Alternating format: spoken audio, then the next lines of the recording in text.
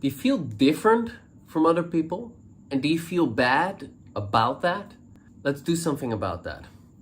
Hey, this is Sebastiaan from socialanxietysolutions.com. I run a social confidence club, and inside that club we do group coaching every Sunday.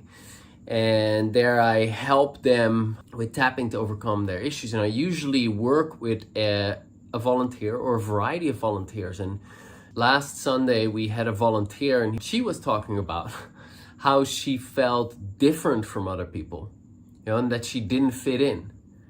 And I asked the group, hey, by show of hands, and we have about maybe 60% of the people are actually visible on screen, and the other 40% is there, but they're anonymous, but you can raise your hand in Zoom as well.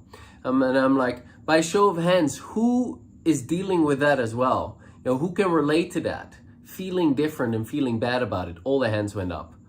Okay. Well, we then worked on that, and we did some tapping with my volunteer, checked in with the people afterwards, how they were feeling as they were tapping along. They got some relief as well. And so I want to do a little bit of tapping with you on that topic. So just start tapping on the beginning of your eyebrows and just keep tapping from point to point in random order as I just talk a little bit. Okay, so there is the feeling of I am different. And that can be I'm different because I'm a bit eccentric. I am interested in different kind of topics than most people are. Or I have different values than most other people have. And you can feel different in that way. And you can also feel different because, well, I've got this anxiety issue and I've been behaving differently. Whenever I get the center of attention, I freeze up, and, I've just been acting weird. Yeah, so I'm different in that way. That's another way that you can feel different and feel bad about that. Two different ways. And while we tap, so while you continuously tap, I just want to say a little bit about each. So first of all, I'm very different. I don't live your typical lifestyle. And even though I no longer have this social anxiety issue already for a long time, and I feel comfortable and at ease and I enjoy socializing and so on, guess what? Not everyone loves me. Go figure, what a crazy thing. But what that also means is I don't fit in everywhere, right? So there are certain people that I really, really like. And guess what? Typically, those people that I really, really like me. So we have a particular vibe. They're my kind of crew. They're my kind of crowd. With them, I fit in. They fit in with me.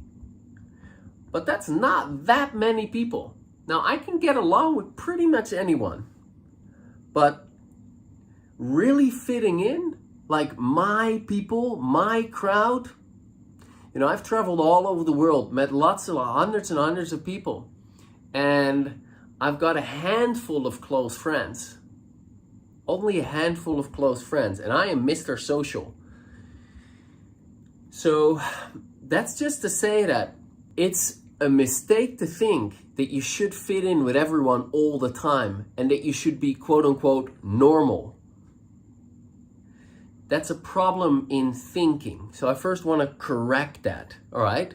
You might just be a bit like me in the sense that you're a bit more picky about who you get along with, or, you have a stronger preference for particular kinds of people, and you don't feel you fit in with everyone.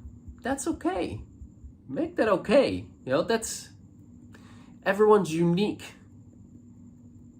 That doesn't mean that you can't feel at ease around people and feel part of the gang. So I'll give you an example. When I hang out with the dance community, I'm friends with everyone. I hang out with everyone. I have a good time. They're having a good time. And we're all friends. We're all friendly with each other.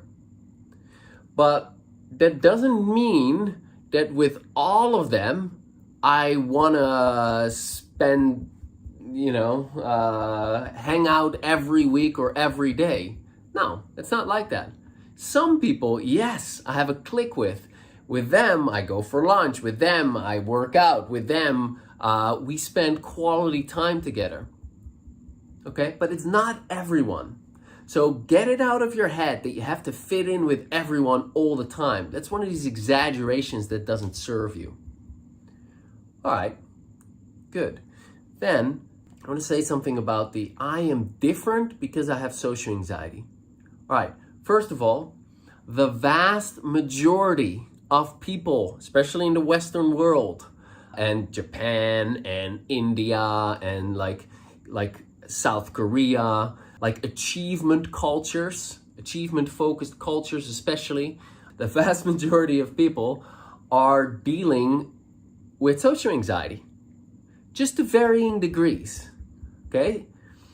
And if you're dealing with severe social anxiety, which is probably why you're watching this video, then there's a reason for that, okay? You've dealt with trauma in your past, either developmental trauma, repetitive negative experiences early in childhood, or significant emotional experience, specific traumas, maybe both, likely both. And so what happens socially is your brain is perceiving that this situation isn't safe for you. You might get rejected, just like when you were in childhood. You might get criticized, just like when you were 7. Or you might just get bullied again, all over like you were in middle school or high school. And so your brain is warning you. Careful, danger. This situation is just like the one in the past, and you might get that emotional pain again. And so now your heart's racing, there's a lump in your throat, your mind blanks, or your thoughts are racing. And when all of that is happening, you can't socialize because your system is in survival mode. And yes, you then act different. You might act pretty damn weird, awkward, uncomfortable, strange, odd, out of the ordinary. Yes, yes, yes, and yes. But it's not that you're doing that on purpose, okay? This is just an uncomfortable thing that you're dealing with. You're suffering. It's very, very hard to socialize in that moment. You can't properly socialize. You can do the best you can, but you can't focus on a conversation and actually listen to what that person is going to say. Haven't you noticed that? Like you're asking, you're in the middle of a conversation, or you introduce yourself, and the person introduces themselves and instantly you've forgotten his or her name. Or they're telling a story, and you try to pay attention, but you've forgotten half of the story, and you're looking for moments like, oh, should I laugh here? Should I ask a question here? You're constantly in your head. You're not present in the moment. That's what the anxiety is doing. Okay, so yes, you are behaving different, but it doesn't make you different. And that's happening is very difficult for you. But you're making it in your head to be a lot bigger thing than it is for other people. And you feeling bad about all of that, that's something that you can work on. This is where you need a lot of compassion. Rather than beating yourself up and trying to be hard on yourself so that somehow magically next time you're going to feel better. You're going to do better and you're not going to get anxious. It doesn't work. In fact, it does the opposite. So feeling bad about being different, or rather behaving different, doesn't help you. I understand that you're dealing with these feelings, but it doesn't help you. So let's do a little bit more tapping. This talk and this perspective may have hopefully helped you a bit already, but let's do a little bit of tapping and see if we can do something about that. So just tap on the beginning of your eyebrows, repeat after me out loud. Say, I feel different. Side eyes, and I shouldn't be different. On the eyes, I should fit in. On the nose, I should be normal. I release all my emotional attachments to being normal.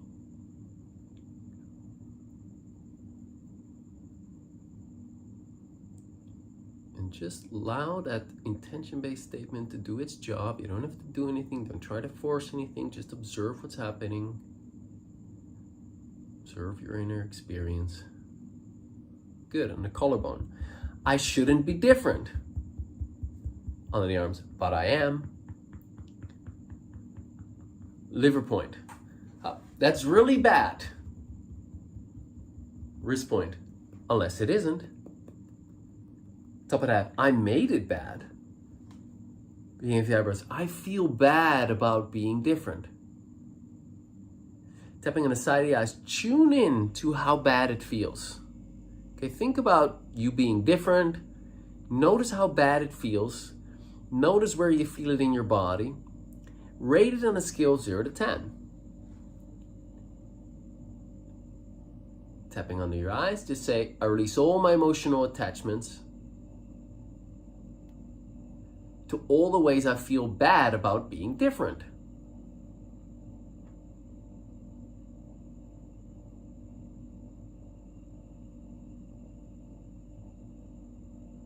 Good. Stay with this. Good. Under the nose. Just say, I refuse to feel good about being different. Chin. I can't feel good as long as I have this problem. Collarbone. And I should feel bad about this. Under the arms. I should beat myself up about this. Liver point. Beating myself up is such a confidence booster. Wrist point. It really boosts my self-esteem. Top of the head. If you want to feel less anxious, you really want to beat yourself up about being different. So I'm going to keep beating myself up about this. Side of the eyes. I'm going to keep feeling bad. Under the eyes. I don't want to let go of feeling bad. On the nose. I release all my resistances and aversions to letting go of feeling bad about this.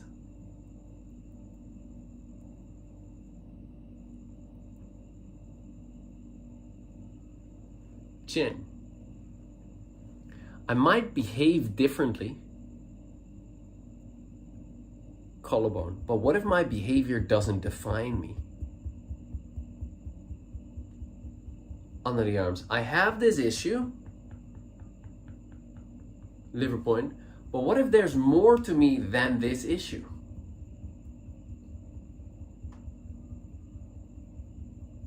Wrist point. Even though I have this issue, and even though I behave differently,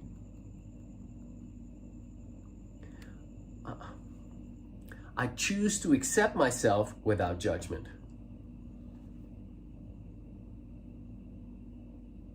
Might be what I have,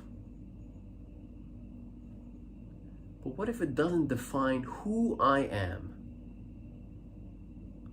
Good deep breath.